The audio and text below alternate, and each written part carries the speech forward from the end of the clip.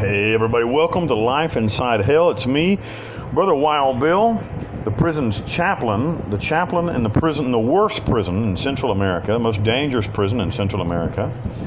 I was a professional killer from 2006 until 2010 when I was arrested and given a 46-year sentence for quintuple homicide. That means 5 of them. So here I'm the prison's chaplain as well as an inmate. And I've been in prison for 13 years. This is my audio diary.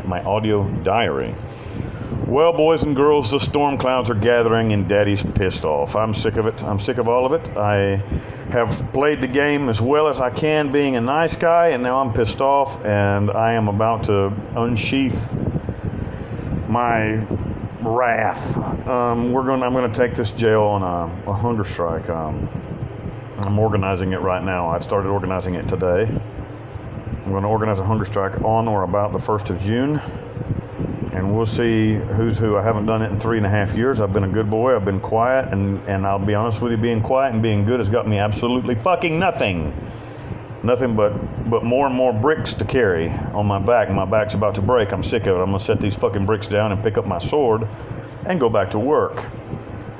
Because being a good guy, following the fucking rules here gets you absolutely nothing. I'll tell you a couple of stories real fast. I know you guys like stories. So to try to describe what these cell blocks are like, they're big circular holes, they're 2-story circular structures which hold, the interior are like, it's just a concrete floor with some benches and like a recreation area, very small. The walking all the way around it is 50 steps, or 55 yards walking all the way around it. It's about 17 yards square, something like that. Anyway, so these things they don't have them anymore. They had open air at the top. They were open at the top, like just had a little roof over it, but there was an area that was open between the roof of the second floor of cells and the roof. There was an area which was open there, and you could walk on top of the cells, but you couldn't. It was very difficult to get on top. I mean, you had to make like a rope of bed sheets and shit to stand up on top of them. A guy escaped that way one time years ago. But anyway, normally, what the guys do is they throw a bedrobe up there, and then they climb up, and then they can deliver drugs from one cell block to another. But they changed all that, and this is why they changed it. Listen to this story, and then I'll tell you why it's pertinent.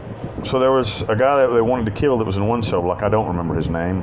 I think he was in the 2-1, in Pavilion 2, cell block 1.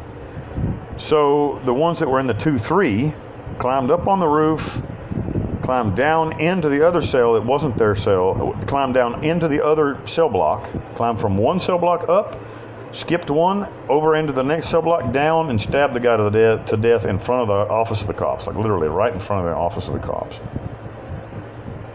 Now, that's a horrible story, but you know what happened to the 2 guys that stabbed the guy to death? They moved them out to minimum security.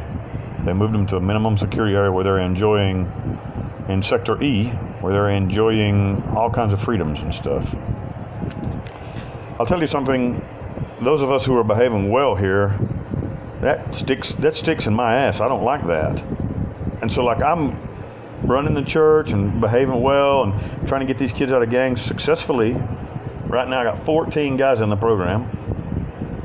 And my reward for 3.5 years of hard work and dangerous work is that I get an indefinite sentence here in hell.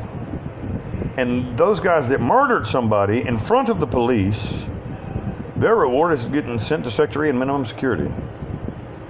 I don't really have anything else to say about that. Now that just tells you how fucked up the Panamanian system is, doesn't it?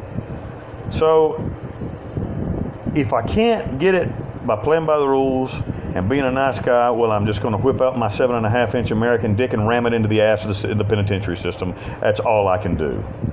And let's see if I can get it that way. Because continuing what I'm doing now is a certain death. I mean, it's certain death. Sooner or later, death will find me in this place. Starvation. Actually, I'm not even close to starvation. I'm fatter than I used to be. but you know what I'm saying? Like lack of health care, lack of like deteriorating mental health, these sort of things. Sooner or later they'll kill you. That's sort of living. I mean, that happens to lots of people.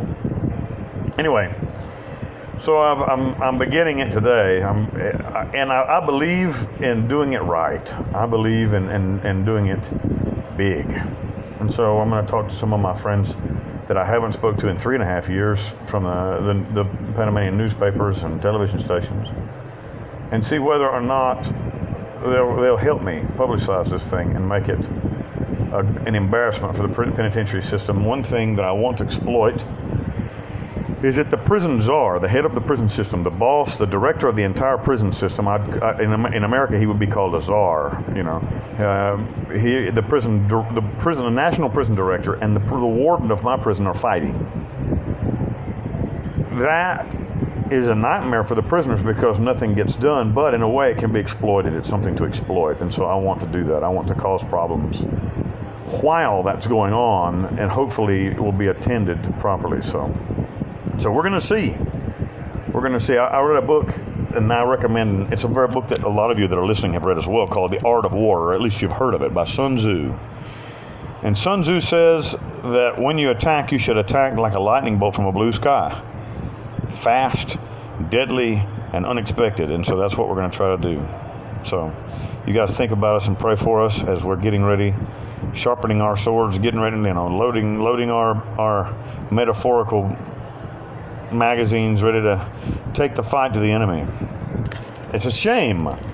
It's a fucking shame when the prisoners who want to be resocialized, who want the rehabilitation, are the penitentiary system's enemies, and the prisoners who sell drugs are their friends. It's a fucking shame. But that's what we got here. Anyway, if you like these stories, pull the description box down. You find a way to contact me directly.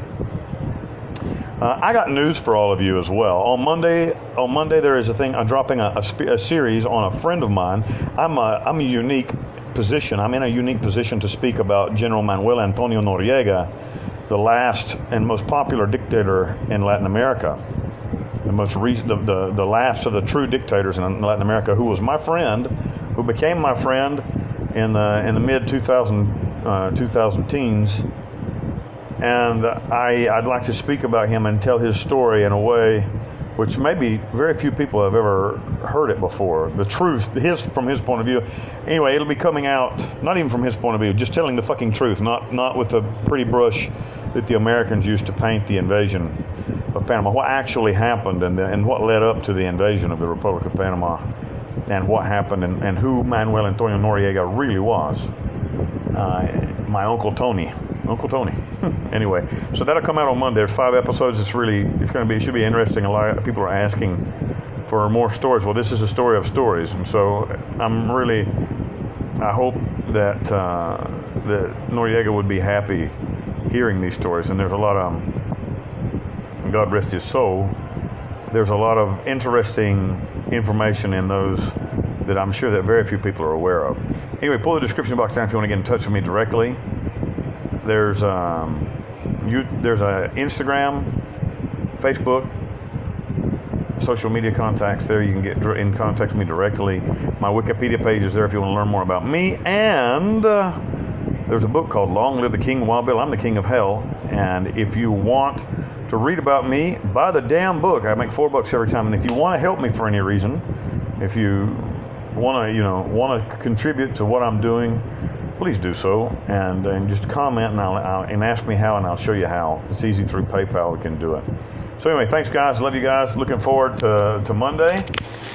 And you guys pray for me as I'm preparing to go to war here, deep in the recesses of hell.